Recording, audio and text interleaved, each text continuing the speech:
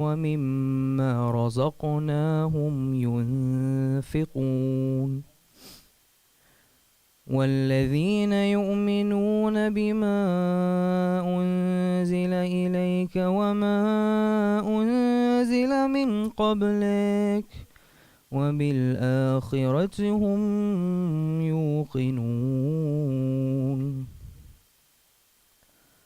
أولئك على هدى من ربهم وأولئك هم المفلحون إن الذين كفروا سواء عليهم أأنذرتهم أم لم تنذرهم لا يؤمنون ختم الله على قلوبهم وعلى سمعهم وعلى أبصارهم غشاوة ولهم عذاب عظيم ومن الناس من يقول آمنا بالله وباليوم الآخر وما هم بمؤمنين يخادعون الله والذين آمنوا وما يخدعون إلا أنفسهم وما يشعرون في قلوبهم مرض فزادهم الله مرضا ولهم عذاب عليم بما كانوا يكذبون وإذا قيل لهم لا تفسدوا في الأرض قالوا إنما نحن مصلحون ألا إنهم هم المفسدون ولكن لا يشعرون صدق الله العلي العظيم صلوات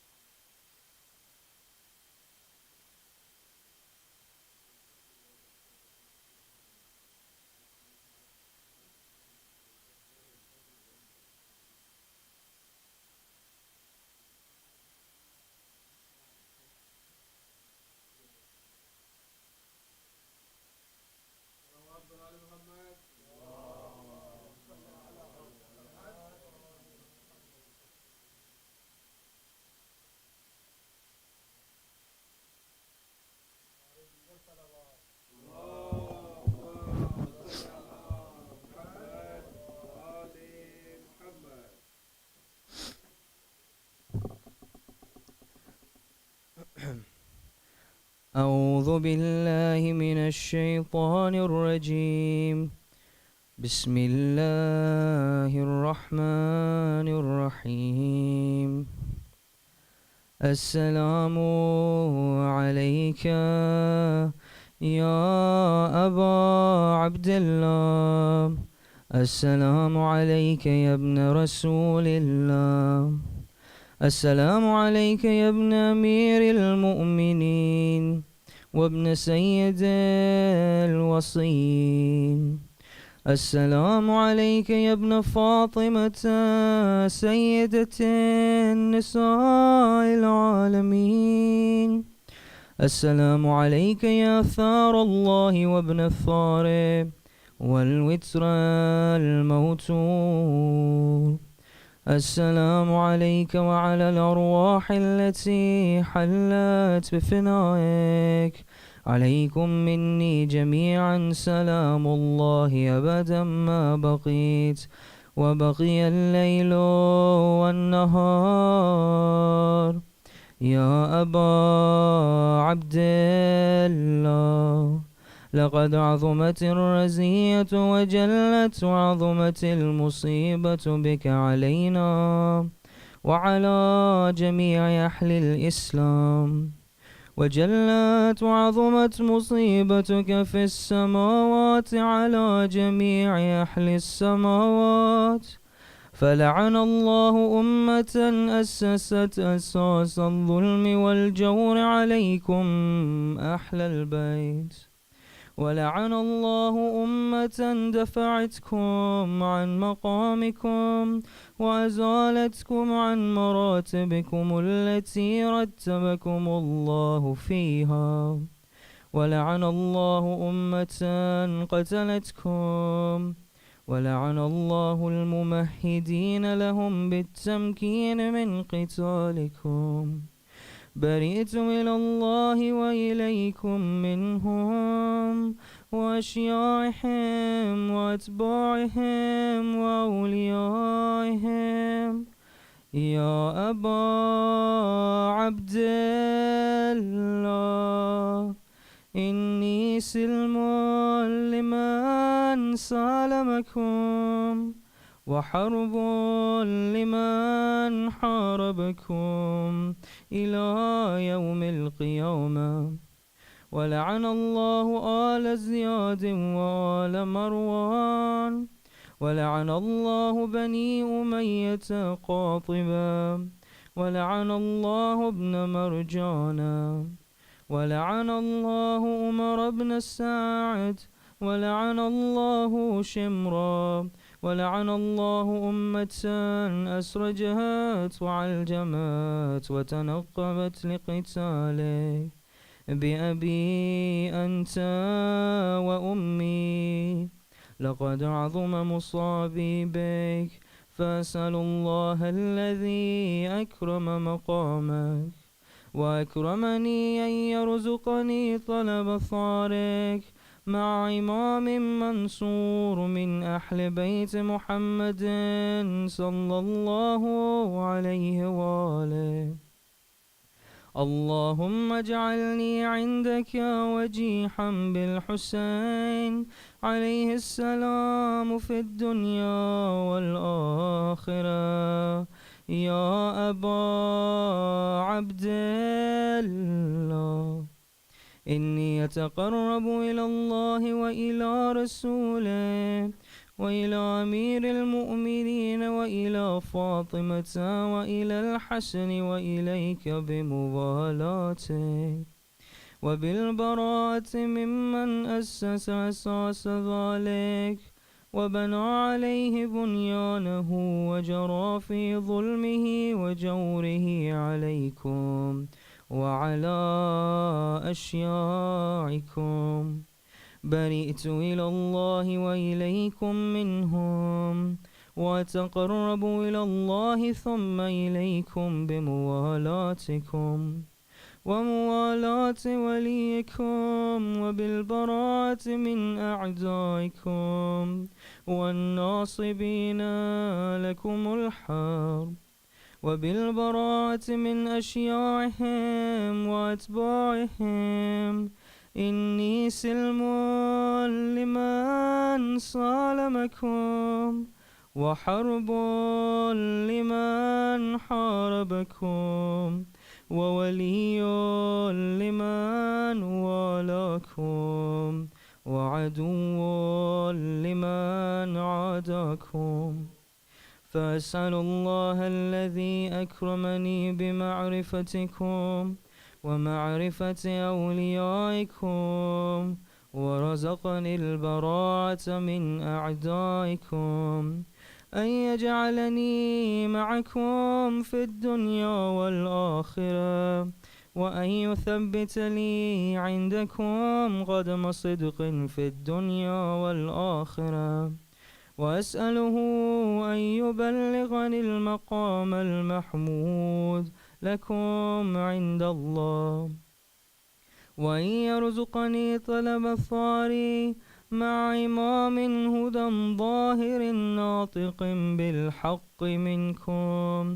وأسأل الله بحقكم وبالشأن الذي لكم عنده أن يعطيني بمصابي بكم أفضل ما يعطي مصابا بمصيبته، مصيبة ما أعظمها وأعظم رزيتها في الإسلام وفي جميع أهل السماوات والأرض. اللهم اجعلني في مقامي هذا ممن تناله منك صلوات ورحمة ومغفرة. اللهم اجعل محياي محيا محمد وآل محمد، ومماتي ممات محمد وآل محمد. اللهم إن هذا يوم تبركت به بنو أمية، وابن آكلة الأكباد اللعين ابن اللعين على لسانك ولسان نبيك صلى الله عليه وآله في كل موطن وموقف وقف فيه نبيك صلى الله عليه وآله. اللهم لعنة منهم واللعنة عليهم، وبالموالاة لنبيك وآل نبيك عليه وعليهم السلام. اللهم لعن أول ظالم ظلم حق محمد وآل محمد، وآخر تابع له على ذلك. اللهم لعن العصابة التي جاحدت الحسين عليه السلام وشايعت وبايعت وتابعت على قتله. اللهم لعن جميعا. السلام عليك يا أبا عبد الله، وعلى الأرواح التي حلت بفنائك.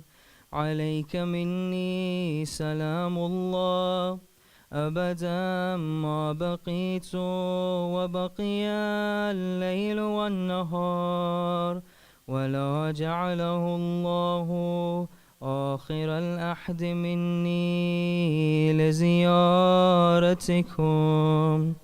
السلام على الحسين وعلى علي بن الحسين وعلى أولاد الحسين وعلى أصحاب الحسين عليه السلام. اللهم خص عنت أول ظالم باللعن مني، وابدع به أولا ثم الثاني والثالث والرابع، اللهم لعن يزيد خامسا ولعن عبيد الله بن زياد وابن مرجانة وعمر بن سعد والشمرا وآل أبي سفيان وآل زياد وآل مروان إلى يوم القيامة. سجدة.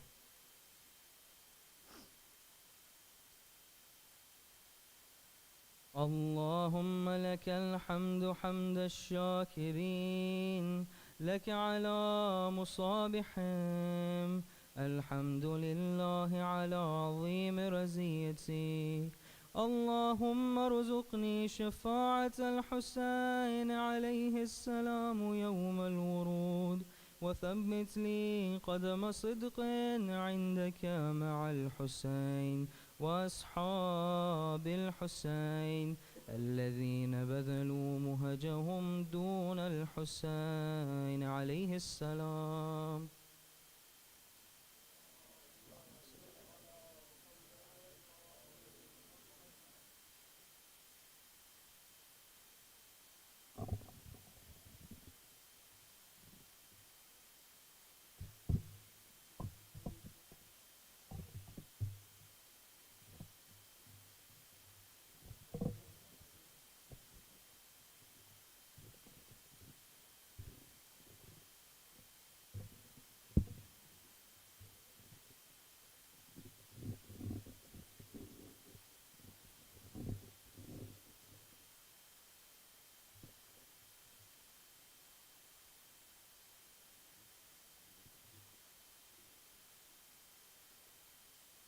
Wolfwood.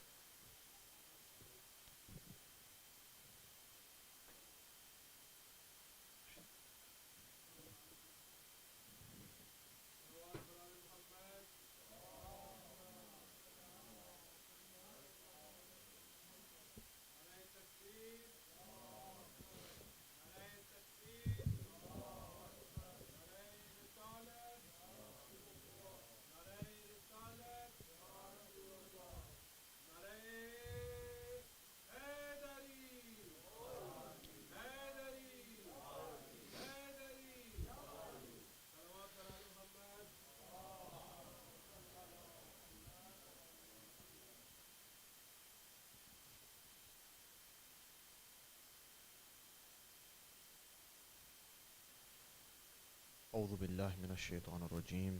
بسم الله الرحمن الرحيم. الحمد لله رب العالمين بارئ الخالق الأجمعين، والصلاة والسلام على سيد الأنبياء والمرسلين وخاتم النبيين حبيبنا وحبيب إليه العالمين أبي القاسم المصطفى محمد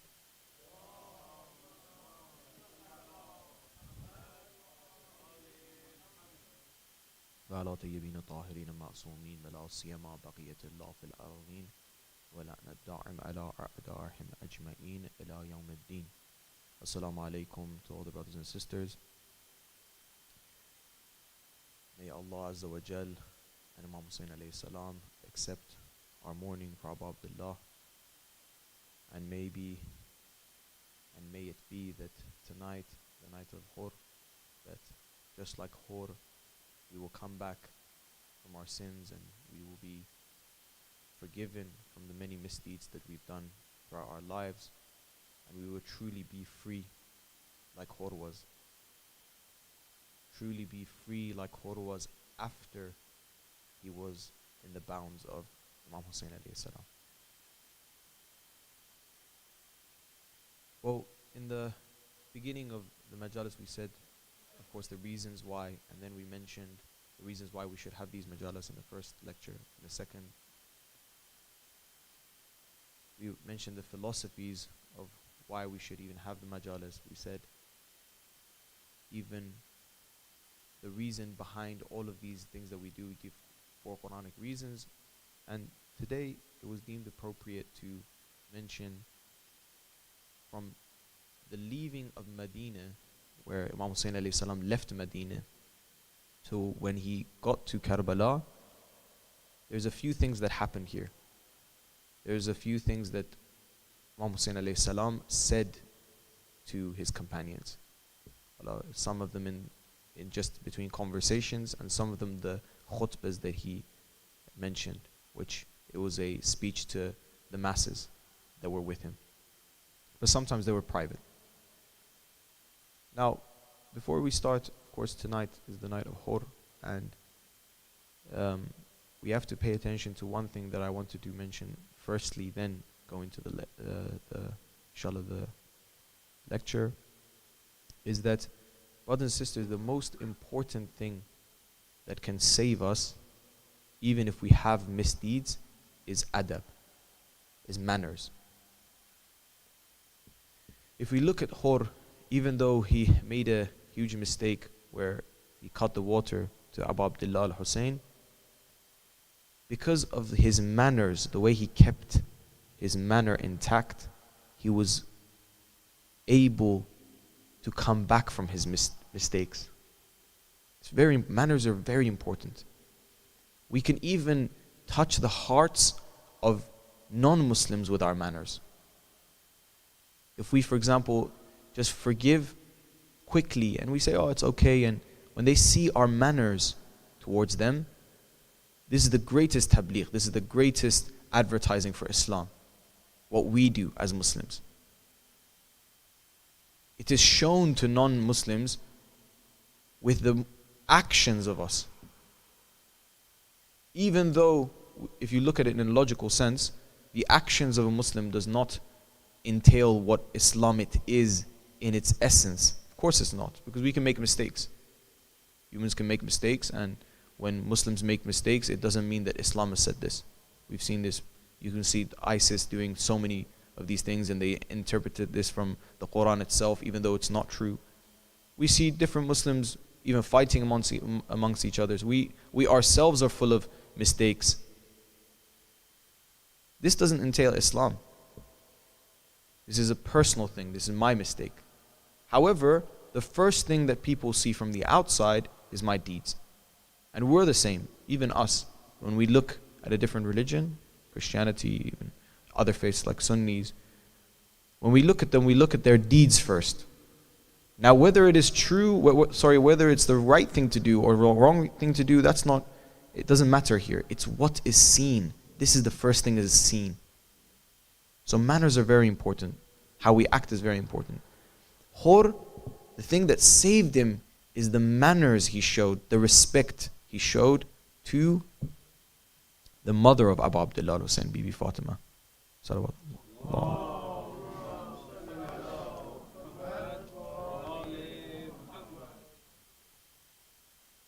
The lady of light, the lady of, that is the greatest of all Allah's creation, the greatest woman that has ever walked on earth, Bibi Fatima alayhi salam, because he showed this respect towards her. When Abu Abdullah said the famous line to him, he said, how can I speak about your mother when your mother is Bibi Fatima alayhi salam? He kept his adab, he kept his respect towards the mother of Abu Abdullah al-Hussein, and that's the thing that saved him. So the first thing before we wanted to start is this sign of respect, this show of respect is very important. Having manners is very important. Now, from Medina to Karbala, which is the main thing that we wanted to say today, there is a few things that Abu Abdullah al-Hussein has said to his companions. These are very important, brothers and sisters. The reason for its importance is, number one, Abu Abdullah al-Hussein, as we mentioned yesterday, he knew that he's going to his shahadat. He knew he's going to be martyred. Therefore, what he's saying is a goodbye letter, in a sense. It's a goodbye. It's his last wishes.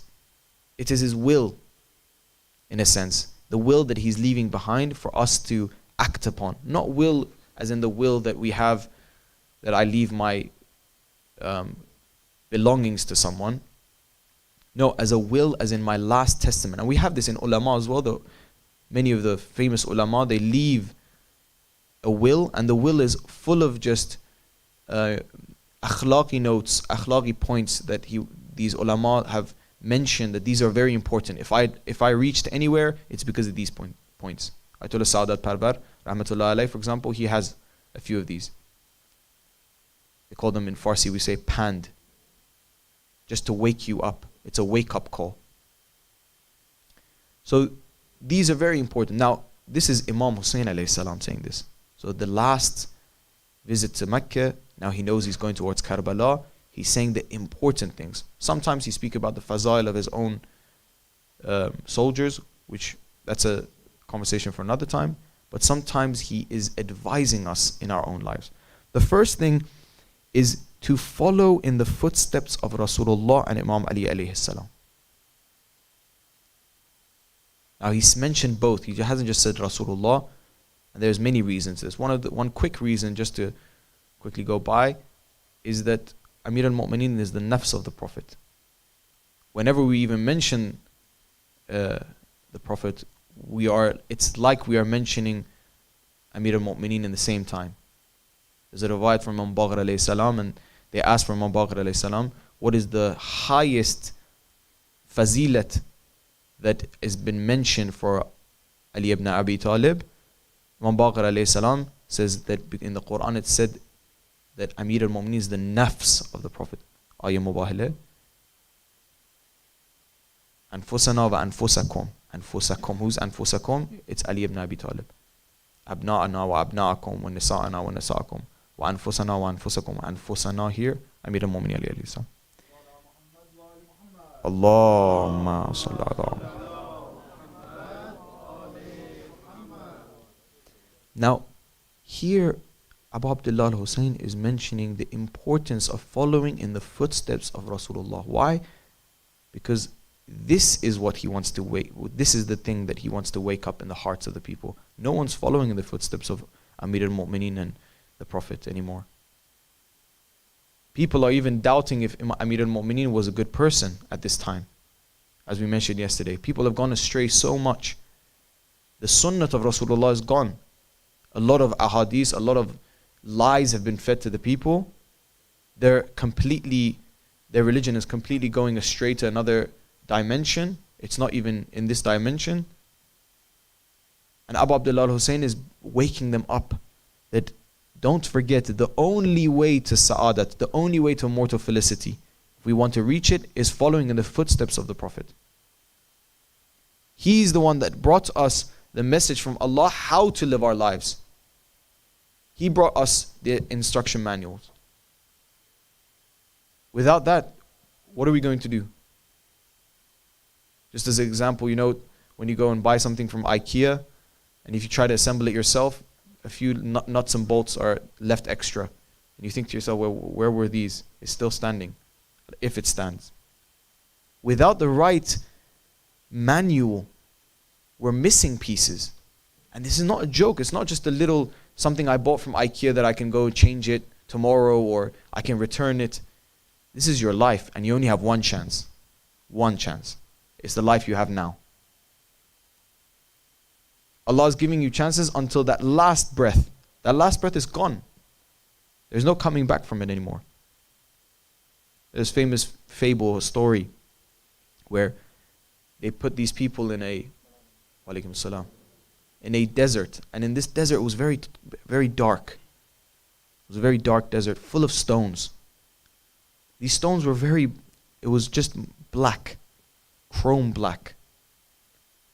And they told these people, if you take stones from here to the next place, after that wall, for example, let's say, if you take stones from here, you'll regret it.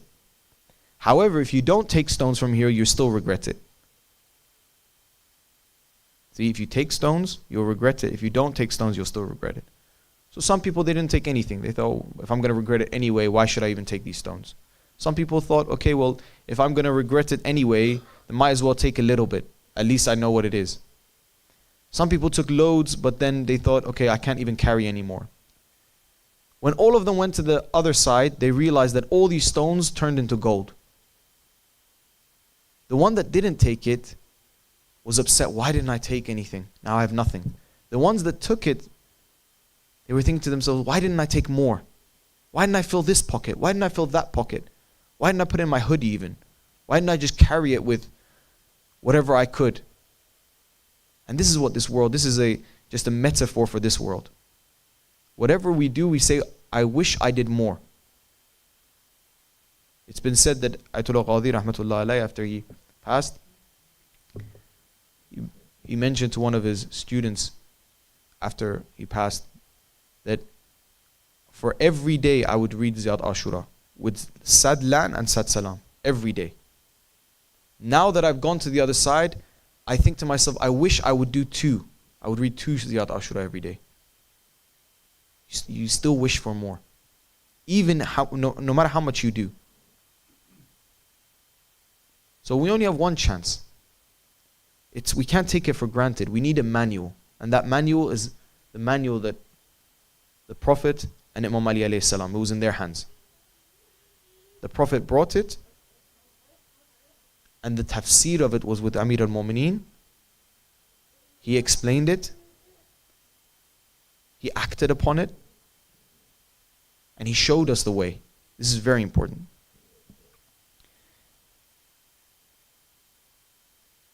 The reason for this path is that Abu Abdullah is trying to say that the Prophet and Amir al-Mu'mineen, they've gone the path. Sometimes, brothers and sisters, we look at a role model, for example, in today's day and age. And this person might be saying good things. And we have hadith that if someone is saying some good thing, look at what they're saying and not at the person itself. We say man qal, not min qal. Look at, it's from Amir al-Mu'mineen. Look at what they're saying. However, the actions of that person, if we want to accept the actions of that person and their ideology in large, not just that one word, this is the mistake that so many of us unfortunately make. We have to look if that person itself, that person that is saying that has that ideology, how much is that person acting upon what he is saying himself? For example, let's say there's a philosopher, a scholar. We look at the scholar, or a alim, a person that is knowledgeable. And we look at this person and we say, okay, well, this person is not even acting upon Sharia. He's doing this thing and this thing and that thing, and all of these are against Sharia. It's not even with Sharia. Then that means that this person is not a role model. This person is not a good role model. Either he doesn't know it, he doesn't know that this is a part of Sharia, which means he's not even knowledgeable enough for them to be a role model. That's number one.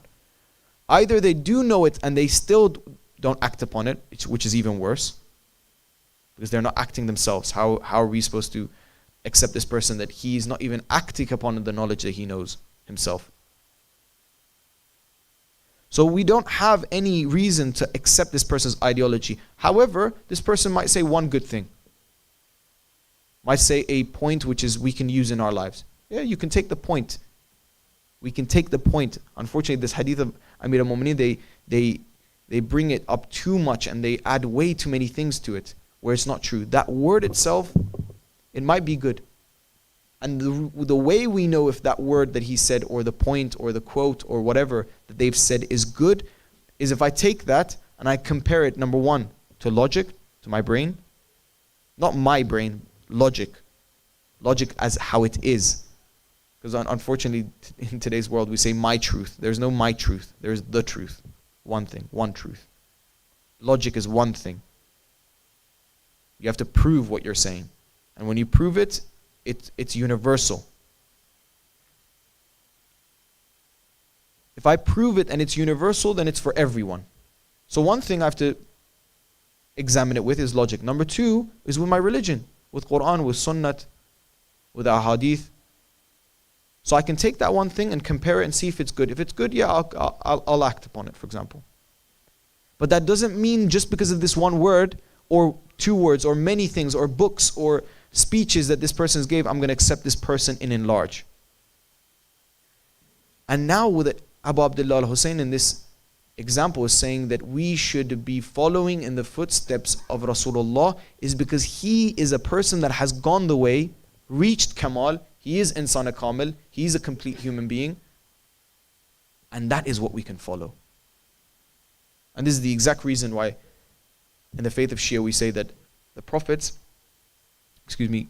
they cannot make sin, because they are our role models. They have to be in that zenith, in that peak of being the greatest human on earth. Then they can be a role model. This is the importance of it. So that was the first reason, which there's hadith and about this, the conversation that was between him and his Abu Abdullah al-Hussein and his companions. The second is paying attention to the maqam of imamat. Abu Abdullah al-Hussein has mentioned this maqam of imamat because, brothers and sisters, at this time, when they're going from Medina to Karbala, if people at that time understood what the maqam of an imam truly is, and that it's not just some political status, it's much more than that. It's the position of Allah on earth. If they truly knew this, they wouldn't leave Abu Abdullah alone. For example, Ibn Abbas, which is a Hashimi. He's in the family of Rasulullah, he's in the family of Amir al-Mu'mineen. When Abu Abdullah is leaving Medina, he comes to advise Imam Hussein alayhi salam, don't leave, don't go towards Karbala. I don't think it's wise.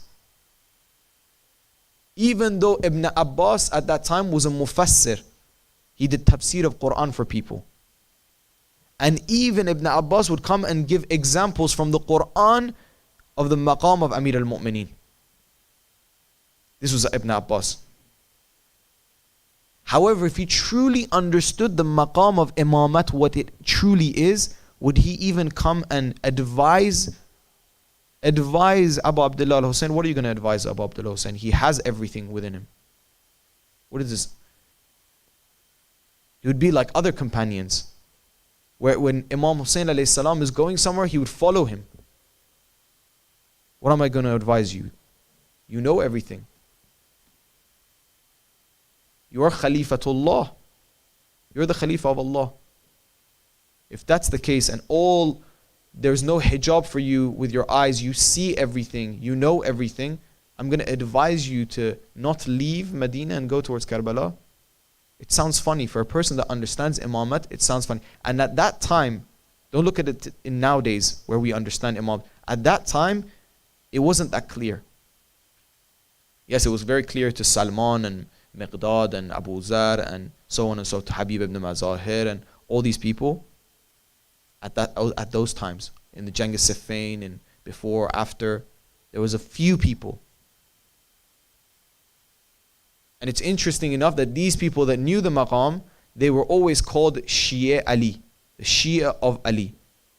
Because unfortunately nowadays they say that Shiism started in the time of Imam Sajjad alayhi salam, some say in the time of Imam Musa Kazim alayhi salam, some say, it's after 100 years after Imam Zaman was born. There's many narrations that people say, but that's not true. We have hadith that Salman was always called the Shia of Ali. And who would call him the Shia of Ali? The Prophet. The Prophet, Allahumma salli ala.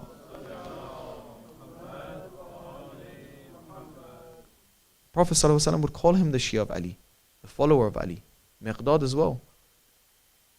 These were the people that when some of those khulafa had come to Bibi Fatima's house, they were looking at the eyes of Amir al-Mu'mineen to see when he would, in his eyes, he would give the order to fight against them, and they would unsheath their sword. In 1 second. Some of them even had their hands on their sword. So just Amir al-Mu'mineen would give the command. These are the Shias of Amir al-Mu'mineen. And they were, even in the time of the Prophet. Because they knew. See, they would go to the Prophet and the Prophet would tell them, listen, after me it's not just one Qadir that the Prophet had said, after me is Ali. It's not just one Qadir. But the Prophet said many times. But there's sometimes where people, they're asleep and you can wake them up. But there's sometimes people, no, they're pretending to be asleep. They know, but they're pretending to be asleep. These people you can't wake up. No matter how much you shake them, no matter how much he's pretending to be asleep. He's not really asleep. And unfortunately at those times, there were people that were pretending to sleep And not only would they pretend to be asleep to the fact that Amir al-Mu'mineen is the Imam after the Prophet, not only were they pretending to be asleep, they would put other people to sleep as well. And this is why their sins are above any other sin that any person in the history of mankind has committed. Even more so than Yazid. Even more so than Yazid. Allah, there's hadith for that. Another you could say, message that Abu Abdullah al-Hussein gave from Medina to Karbala is that the movement, people's movement, actions should be towards the wanting of Allah Azza wa Jal. The path you take should be towards what He wants. And in brackets, we can just add a little brackets, not to the thing that I want. An analogy was made that even horses, they're very, very intelligent animals. When a horse comes to a puddle and the horse sees their own reflection in that puddle, they won't step on it. They won't go forward. You'd have to murk up the water, shake it a little bit so the reflection is off, and then they'll go. Because they won't step on themselves. But if we truly want to be an insan kamil, a complete human, to reach Allah, we have to step on ourselves, on our nafs. We have to not see ourselves as so high. We have to see everything through Allah Azza wa Jalla. Everything. Sometimes it might be extremely difficult. You might have to swallow your pride. But it's what Allah wants. At that moment in time, it's what Allah wants. Sometimes we experience this. As youth, we experience it with our parents, for example. Our parents might be even saying something to us which is not, it might not be right at the time. We know otherwise. We know that definitely what they're saying is unfair at this time. But it's our duty to swallow our pride, and even though we know sometimes we're right, go and apologize. It's their right. They're our parents. They have vilayat over us. It's not a joke. It's not a small matter. Mothers and fathers, please go read the Risale of Huquq, the law, the Risale of Huquq of Imam Sajjad alayhi salam. He's wrote the laws of and the haqq that each of these people have on our necks. For example, our mother, our father, our teacher, our friend, our hand. We have some responsibilities to our own hand, our feet, our body in large. All these things, Imam Sajjad alayhi salam has brought it. It's his own writing, especially to our mothers and our fathers. If we read this, then we understand that in a household, it's not about who is haqq, who is right. It doesn't even matter. Whatever they say is right. Maybe sometimes in that moment in time, I can just accept that, okay, you apologize, and then with some action in a clever way, I can make them understand and bring them into my page. The thing that I'm saying, the meaning that I'm trying to, the thing that I'm trying to do. However, in that time, arguing back, these are all what? Pride. These are all hubb and nafs. We need to, it begins here. It begins from our own houses. And then it goes later on to other places. With my friend, can I do the same thing? With my colleagues, can I do the same thing? With my Muslim brother, with my Muslim sister, can I do the same thing as well? Not see myself. Break myself. It's extremely hard, honestly. When we're in that position, it's easy for me right now to say it to you, to all the brothers and sisters here, but to act upon it is truly hard. Especially when we know we're right ourselves. It's called hilm.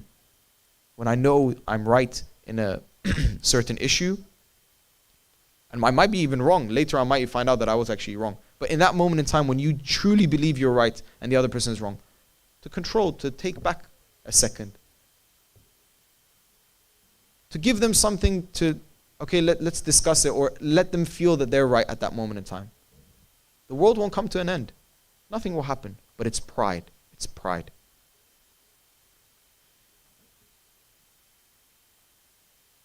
Say one salawat.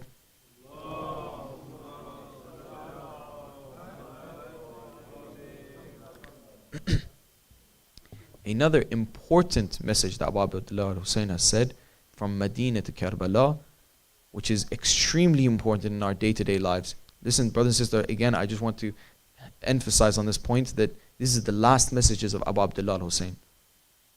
It's his going away present to us. He's leaving this materialistic world. He's going to his beloved, which is Allah Azza wa Jal. He's giving us the path that we can also grab and go towards him as well. Reach the maqam that we said in Ziyad Ashura, as we've been mentioning almost every night. Maqam mahmuda lakum indallah. Is taslim. Taslim in front of the will of Allah. Now this is different from the one before. Having taslim is extremely important, brothers and sisters. For me to, when I understand that Allah Azza wa Jal doesn't want a specific thing, or wants me right now to control myself in this situation. I'm in an extreme, whether it be in terms of economically, it might be very difficult time for me.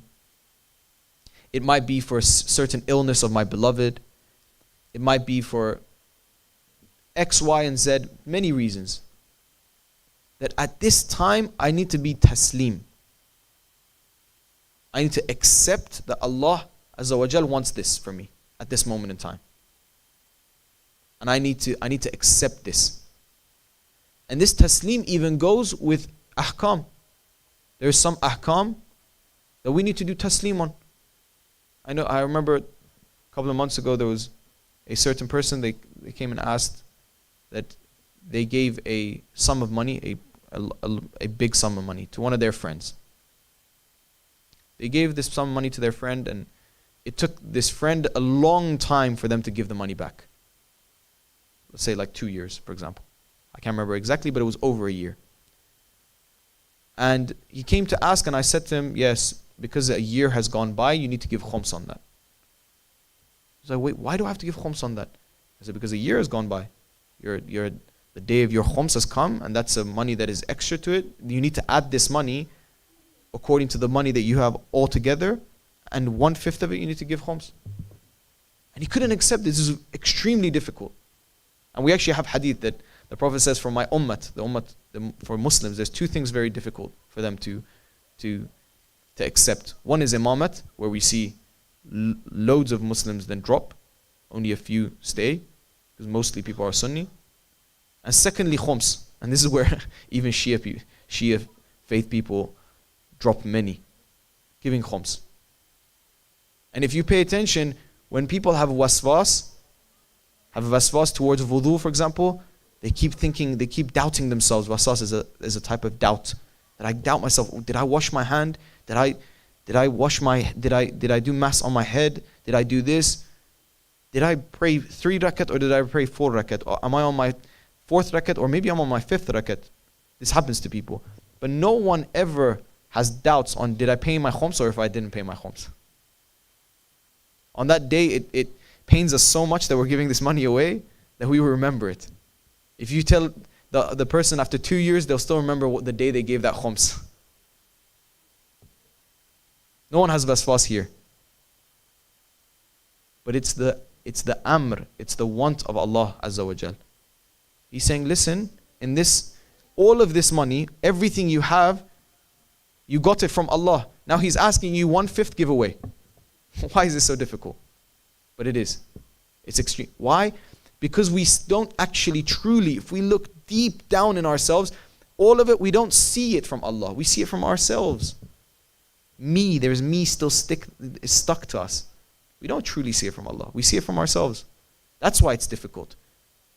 If I truly believe that all of this money that I have, wealth that I have is not even mine to begin with, it's Allah's. If I truly believe that, not just say it, believe it, then giving 1/5 of what is already His to Himself, it wouldn't be hard. For example, one of the if I gave one of the brothers, let's say £1,000 of my own money, and then I said, listen, £200 of it from this 300, this 1,000, 200 of it, give it to, I don't know, to Ali, to X, to Y, to Z. You wouldn't even think twice about, okay, his money, I'm going to give 200 away.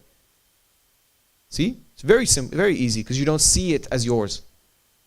But the problem is that we see it as our own money, and we're not taslim. We're not inbound with what Allah Azza wa Jal says. This is what Abu Abdullah is saying. Be taslim, whether it be in your ahkam, whether it be the situation in your life that you have. We're trying to put these into our day-to-day use.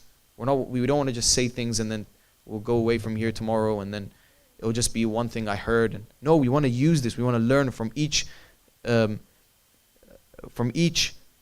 I want to learn a new thing from Abu Abdullah al-Hussein, because he's our true teacher. The Ma'asumin are our true teacher. So here, taslim in the things that happen in my life is extremely important.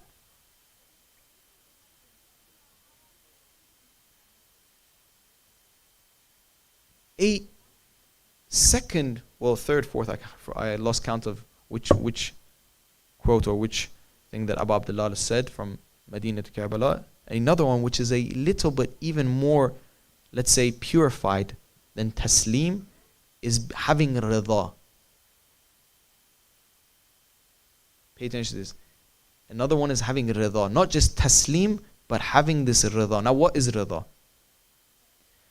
Rida here, brothers and sisters, is not only for me to accept that Allah Azza wa Jal wants this, but to be happy about it as well. And not fake it by just smiling. No, truly be happy. As in, if I'm in a certain situation right now, and it's very difficult for me to even enjoy this. We have hadith that Allah Azza wa Jal says, if I love a person, a mu'min, I give them zajr, I give them problems, I give them trials and tribulations for them to endure. When we realize that this has happened to us, for you to enjoy, now this is different to taslim. This is different to acceptance. This is a little bit more difficult. For you to be happy in that situation, let's say for example a tragedy has come. And we see this, brothers and sisters, in Karbala, we see this in abundance. When they said to Bibi Zainab alayhi salam of everything that happened, she said, I saw nothing but beauty. When they said to Hazrat Qasim, how do you see shahadat? He said, ahlam and asal, sweeter than honey. This is showing rida, this is showing happiness. That even with shahada, something painful, it is painful, especially in those times with swords, and of course it's painful. It's even, most people, 99.9% of people would be afraid, and rightfully so. However, these companions of Abu Abdullah have reached a status where they're not just saying, and this is from Medina to Karbala, still Abu Abdullah al-Hussein is teaching them. They're still learning from Abu Abdullah. That not only be taslim, but be happy with what Allah has given you. Because whatever is given from Him is sweet. Whatever is given from Him is good.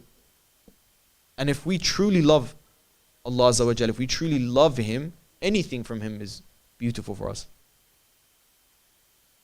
Whether it be the smallest thing, because it's from this person that we love so much. A lover and a beloved, this relationship they have together, even the smallest thing, if they send a love note, they'll be extremely excited to see this note. They'll read it, they'll memorize it. And this is how the awliya of Allah were with Allah Azza wa Jalla. This is how the Prophet was with Allah. This is how Imam Hussein alayhi salam was with Allah. Anything from him had this enjoyment from it. However, while having enjoyment, that doesn't mean they don't realize the materialistic downfall of this certain thing. That doesn't mean because Abu Abdullah al-Hussein had lost his son, he shouldn't cry, he should laugh about it.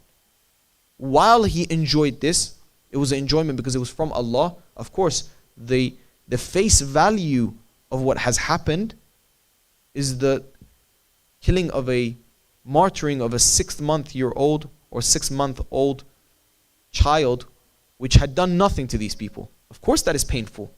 Of course it hurts. However, within that he still has a rida. Abu Abdullah has a rida. He's still happy with it, what Allah has done. He's not only taslim but happy with it. When Abu Abdullah al-Hussein, he says, I feel like my back has been broken because Abu al-Fadl al-Abbas has been martyred, is because Abu al-Fadl al-Abbas is the complete pinnacle, the complete picture of Allah. This is what it looks like to be the abd of Allah truly. It's very difficult to lose someone like that. For Abu Abdullah, to lose someone that reflects Allah subhanahu wa ta'ala so much in such beauty, it's difficult for him to lose Abu al-Fadl al-Abbas. But yet still he has rida. Yet still Abu Abdullah he's still happy with it. It's not that he's upset with Allah's wishes. See the balance? To keep this balance?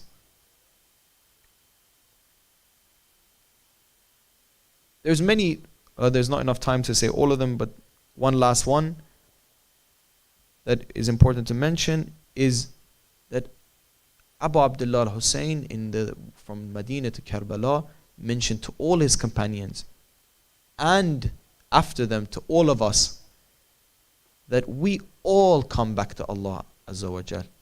We all one day come back. Inna lillah wa inna ilayhi raji'un rahmatullahu alayhima.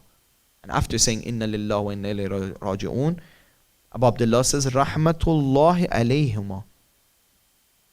This is also the show of the love, this rida. Abu Abdullah is showing it. He's saying that we all, so my death, for me to leave this world, first of all, it's bound to happen. We all go back to Allah Azza wa Jal. All of us. If not today, tomorrow. If not tomorrow, a year from now, 2 years from now. And this is rahmat. And anything Allah Azza wa Jal does is rahmat. Whether it be me being martyred, whether it be my son being martyred, or my other son, or taking my children as slaves, whether it be all these different things that has happened. Inna lillah wa inna ilayhi raji'un. Brothers and sisters, this one thing, Inna lillah wa inna ilayhi raji'un, fixes people. And this is what fixed Khur. He understood that listen, what am I doing? Just because I got an order to cut the water on Abu Abdullah al-Hussein, do I want to take away my akhirat, my hereafter? The thing that is forever? I'm gambling away something that is limited. Inna lillah wa inna ilayhi raji'un. I will definitely leave this earth one day. And instead, I want to buy myself eternity of hellfire or eternity of heaven. Logically, if we genuinely think about it logically, it's not worth it. Even Shaykh Mutari has a saying in his books that he says, even if we look at the stakes of a person that is a mu'min, is a believer, and the stakes of a person that is a non-believer, the non-believer, it has way more to lose. Because let's assume that there is no hereafter. You lived a life and I lived a life. The only difference, and you enjoyed your life, I even enjoyed my life. Well, maybe I didn't drink alcohol and I didn't have pork, for example, but I still had, steak the halal way. I still had hamburgers and pizzas, and I still had a family, and I still went to vacations, and it's not that much of a different life. However, on the other hand, if there truly is a hereafter, now I have eternity of heaven, but what would you say for the person that is not a believer? So you have more to lose just by comparing the risks to the benefits. We have more to lose. So Hur understood this because of the attitude, the correct attitude, the adab he showed towards Abu Abdullah al-Hussein, because he showed that to Abu Abdullah al-Hussein, to the mother of Abu Abdullah al-Hussein. He realized, what am I doing? And brothers and sisters, this is what we need to also remember in our day-to-day lives. We need to do the exact same calculations. That what I'm doing, is it worth it? How am I spending my day-to-day? Am I spending on games and playing around and doing this and that and so on and so forth? Or am I truly going forward with my life? Am I truly gaining knowledge, gaining maqam, being spiritual, doing something worthwhile, not just wasting my days? Let us learn the path to come back to Allah subhanahu wa ta'ala from khur. Bismillah ar-Rahman ar-Rahim. Assalamu alayka ya Abu Abdullah wa ala al-arwah allati hallat bifanamin عليك مني جميعا سلام الله أبدا وما بغيت وبغي الليل والنهار ولا جعله الله الآخر العهد مني لزيارتكم. All together. Assalamu ala al-Husayn wa ala Ali ibn al-Husayn wa ala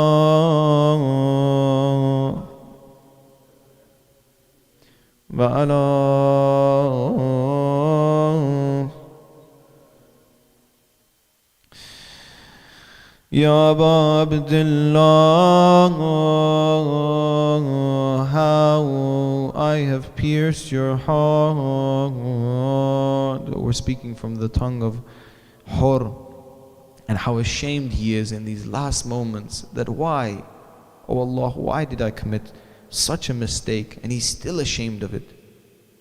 Ya Aba Abdullah,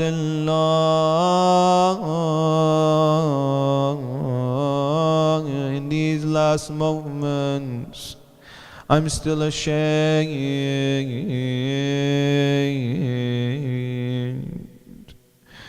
Oh, why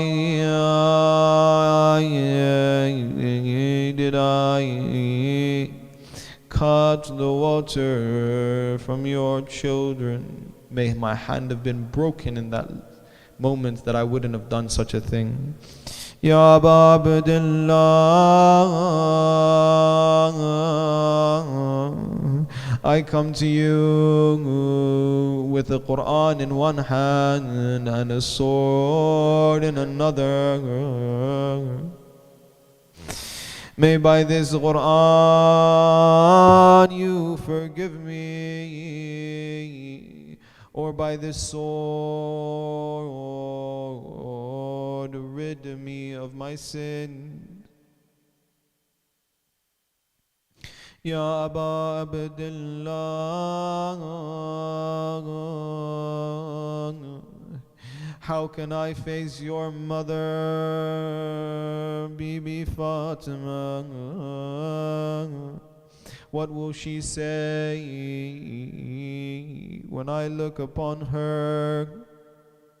Will she not ask, how could you cut the water to my beloved? Brothers and sisters, we should think, are we with our actions doing the same thing with our Imam of our time? There's a riwayat that with our sins we are piercing the heart of Imam al-Zaman alayhi salam, but each mistake he's crying in the nights for our misdeeds and our mistakes. He's waiting in this desert from Samira to Karbala to Kadhamiya to Najaf, walking alone, waiting for his soldiers to come. His soldiers come from where? From within. If we don't stop making mistakes and we stop sinning and we truly go on the path of Rasulullah, where is he going to come? Will he come like the Imams before us, that each of them have been martyred. Each of them because of the people that they were with. Ya Aba Abdullah, can you give me just one wish? Can you promise me just one thing? Ya Aba Abdullah. In those last moments, Abu Abdullah al-Hussein comes and puts the head of Hur in his lap. See what a kind-hearted Imam we have. Our Imam of our time is the same thing. Hur has committed this many problems for Abu Abdullah al-Hussein, but still in those last moments, Abu Abdullah comes and puts his head on his legs, and he's still gently brushing his hair from the cuts that has been made on his head. Ya Aba Abdullah, will you promise me one thing? Will you promise me that when I reach the hereafter, you will be the one to do shafa'ah? Ya Aba Abdullah, I know I have made many mistakes, Ya Aba Abdullah. If I don't come to you, where do I have to go? Every beggar comes back to his master. Ya Aba Abdullah,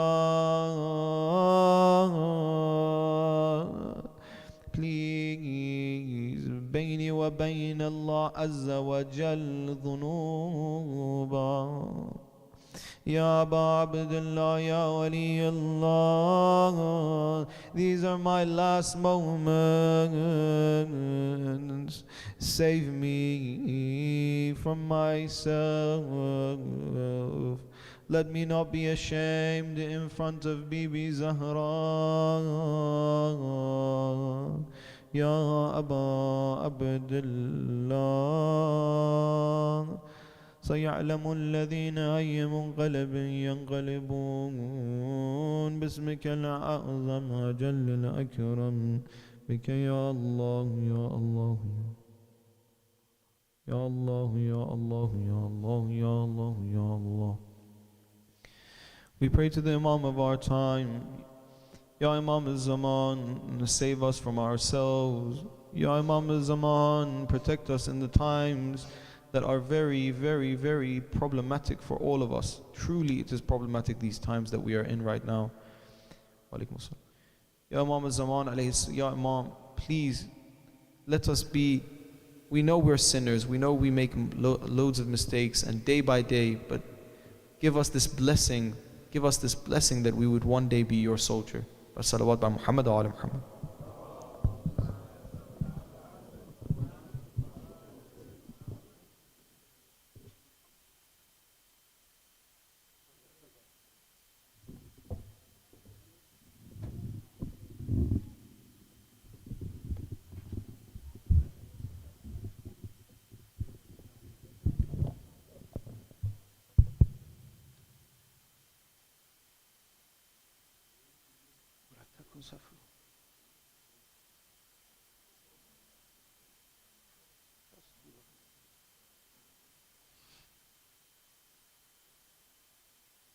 Please stand up and come forward, please. Thank you.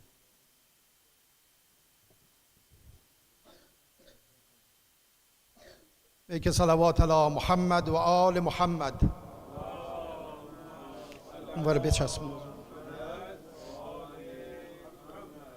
بسم الله الرحمن الرحيم يا رحمن يا رحيم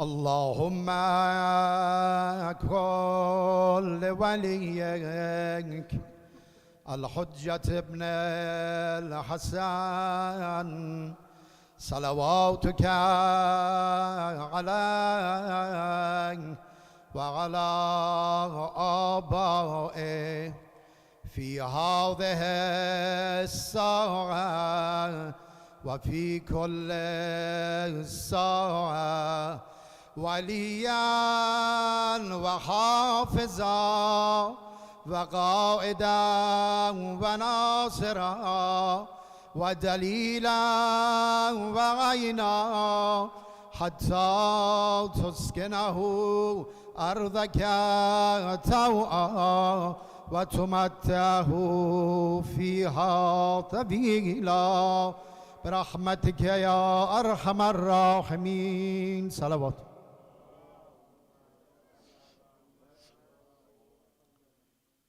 باران معرفت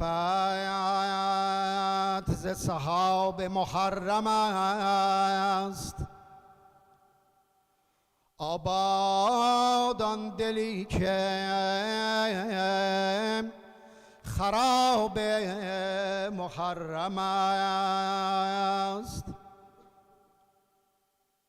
بوی گل و گلاب دهد روضه حسین،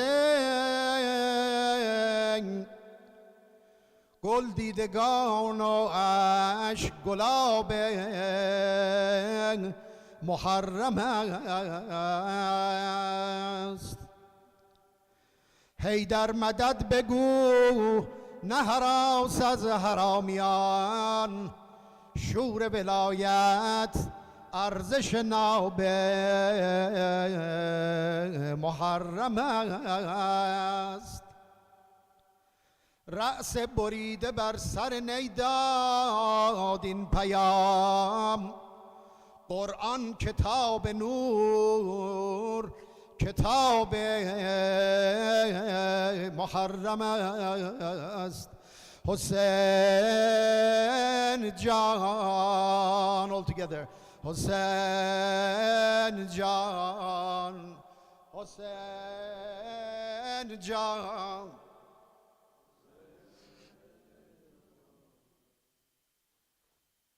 ناپاک قطره ام که پی آب کر روم، شرمنده از گناه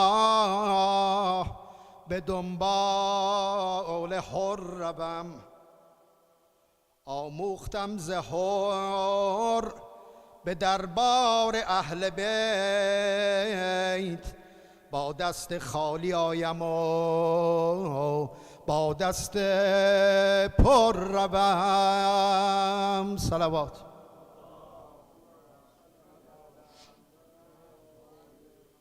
واویلا واویلا واویلا واویلا واویلا واویلا واویلا واویلا. repeat. La waawayla waawayla waawayla. Louder please. Waawayla waawayla waawayla waawayla waawayla waawayla waawayla waawayla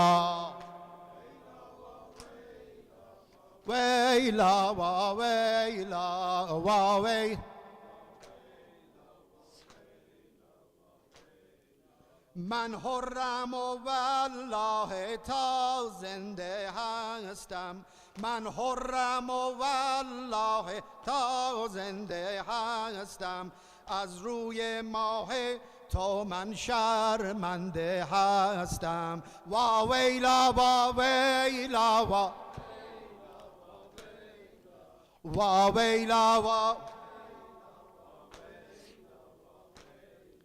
اگر که من راه رو بر رویت ببستم، اگر که من راه رو بر رویت ببستم، انگر دل کودکانت را بشکستم. واویلا واویلا واویلا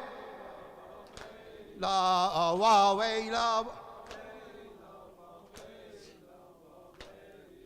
شرمنده ام ای گل گلشن تا، شرمنده ام ای گل گلشن تا، بگذر ز من ای عزیز دل زهرا وا ویلا وا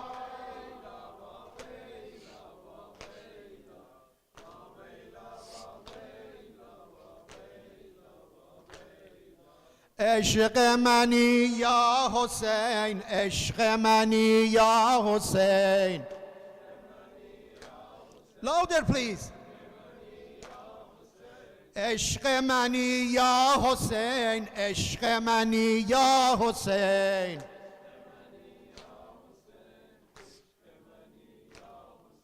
یوسف زهرا ز شما پر شدم یوسف زهرا ز شما پر شدم تا که اسیر تو شدم حر شدم از دل دشمن به سویت پر زدم من آمدم و حلقه بر این در زدم عشق منی عشق منی عشق منی عشق منی آمده ام تا که قبولم کنی آمده ام تا که قبولم کنی خاک ره آل رسولم کنی حر پشیمان تو ام یا حسین دست به دامان تو ام یا حسین به منی یا حسین again please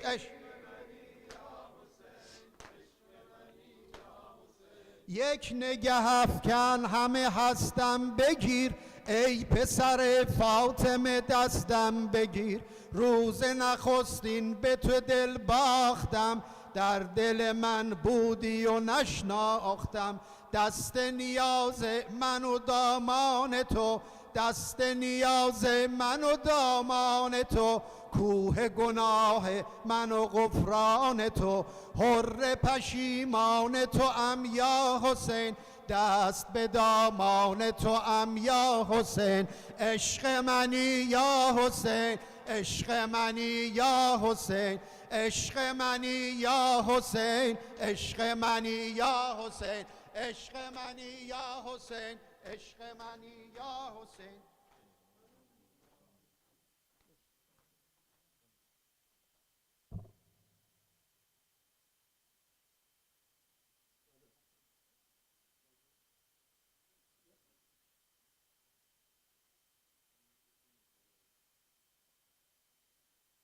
Ya Hussein, Ya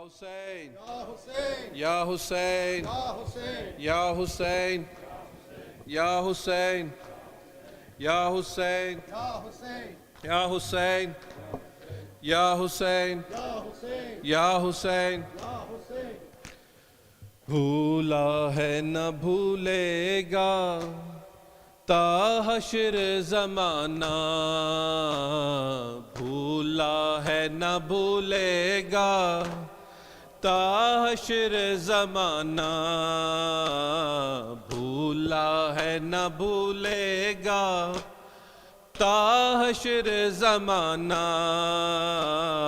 भूला है न भूलेगा ता हश्र दरबार Yazidi में दरबार Yazidi में तेरा खुतबे सुनाना भूला है न भूलेगा ता हश्र ज़माना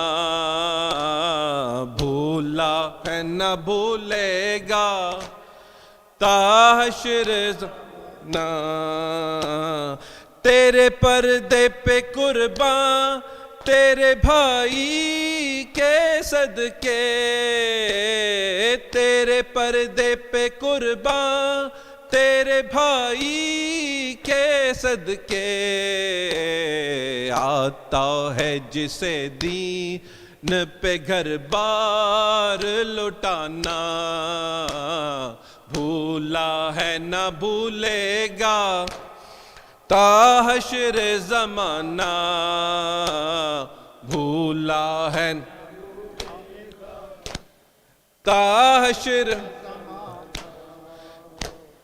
शबीर ने ये दर سے زمانے کو دیا ہے، ہائے شبیر نے یہ در سے زمانے کو دیا ہے، آگے کسی ظالم کہ کبھی سر نہ جھکانا، بھولا ہے نہ بھولے گا تا حشر زمانہ، بھولا جواب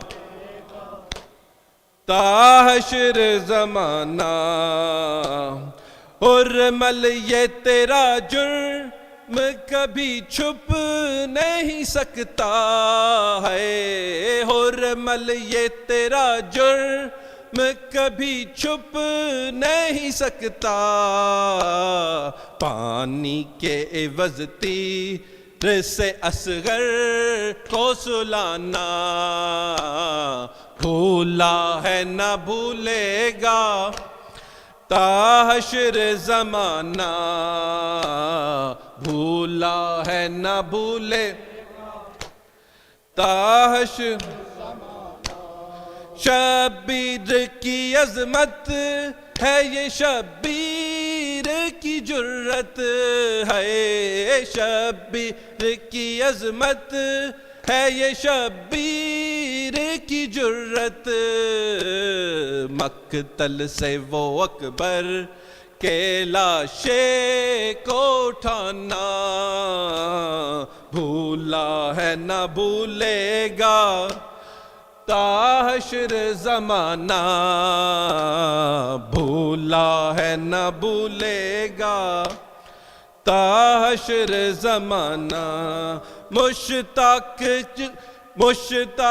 کیے جا تو اسی در کی غلامی ہے، مشتاق کیے جا تو اسی در کی غلامی، بخشش کا نہیں ایسا کوئی اور ٹھکانہ، بھولا ہے نہ بھولے گا تا حشر زمانہ، بھولا ہے نہ بھولے گا تا حشر زمانہ، صلوات بر آل محمد. Ajrakum Jamian in Allah. Due to the shortage of time, because they are going to serve the food and we'll have only less than 35-40 minutes to azan, so we finish the program here. با ذکر صلوات علی محمد و آل محمد.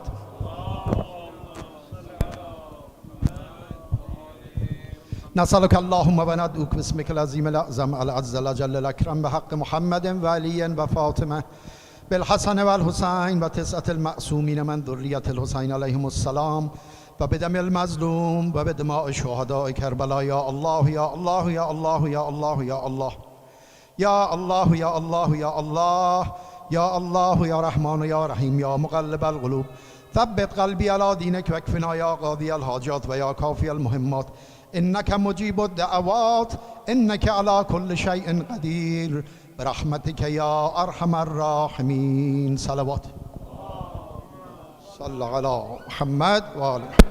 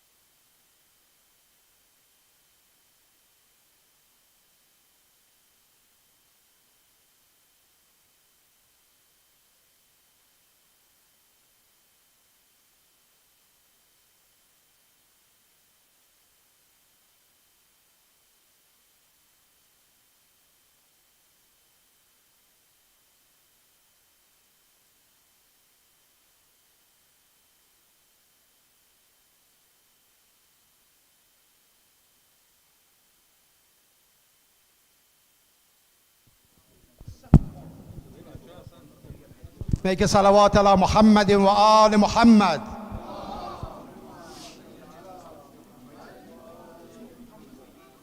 I'm not going to stop you eating, just keep going.